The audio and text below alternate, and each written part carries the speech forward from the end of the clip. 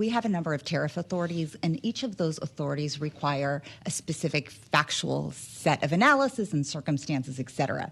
So I think it's completely reasonable. The Trump administration is in, his new appointees are about to go in, and some of them are in there, and they're going to kind of take the reins and look at the facts and look at the tariff authorities. The bottom line is we have really so many economic distortions, from subsidies to industrial policies to the exports of fentanyl, as you mentioned it. Lots to take on.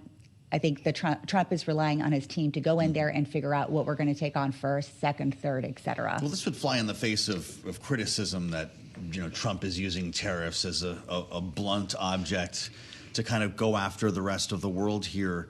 Are we to believe then there are teams studying these on case-by-case levels right now? What's happening inside the White House as they try to make this determination? And to what extent is this a kind of an opening salvo, the threats on the campaign trail versus the reality in the White House? Yeah. So I think it's really important to remember that in the first Trump administration, right? I mean, whenever he imposed tariffs, there was a legal tool and there was an analysis behind it. And he took those tools right up to the red line, right? But he never crossed it, which is why they were upheld in the courts. And so, yeah, there's a lot of analysis that needs to be done to determine, would tariffs on China be justified for its exports of fentanyl, and how is the Chinese government supporting it? We know it's subsidizing the exports of fentanyl and hasn't really been shutting it down.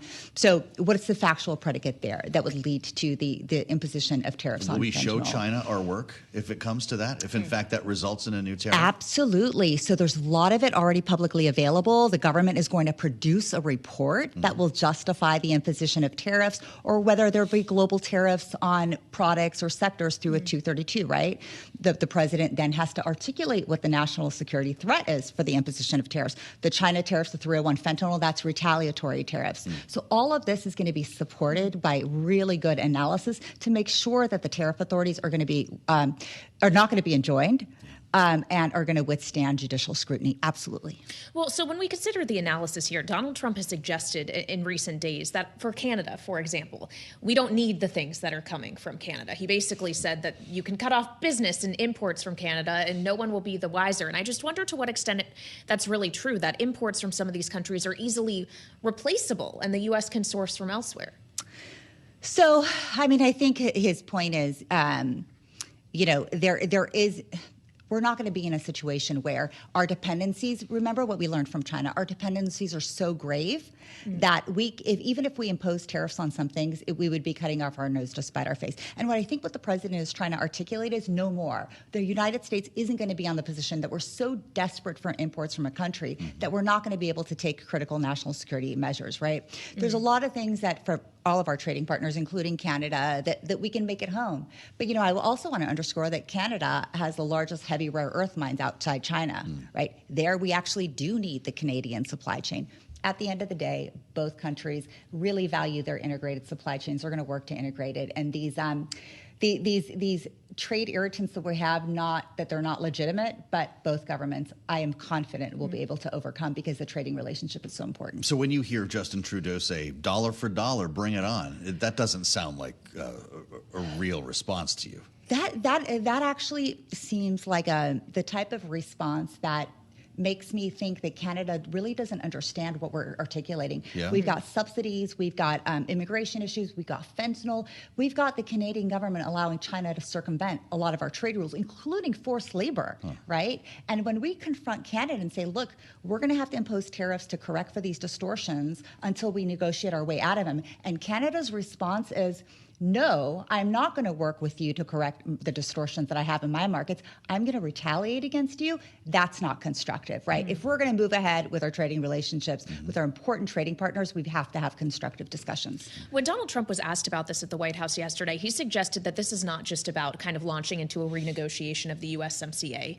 trade agreement, but if there were to be some renegotiating on that happening, what would a better outcome look like for the United States in that regard? How would you tweak it? I think two key things that are driving the United States desired outcomes for USMCA is the rules of origin, auto rules of origin. That's going to be incredibly important. And this immense amount of not only Chinese investments in Mexico that are really working for the Chinese to circumvent the Section 301 tariffs, the retaliatory tariffs that we imposed on them for IP theft, but also benefit from USMCA, to the point that the Canadian government has suppressed trade data so the United States can't determine how much circumvention is happening through Mexico. When the government does that to hide the ball from us, then we've got problems, right? Then we've got to have a serious discussion. You're not working in alliance with us, you're working in alliance with China, and we're going to have to deal with this.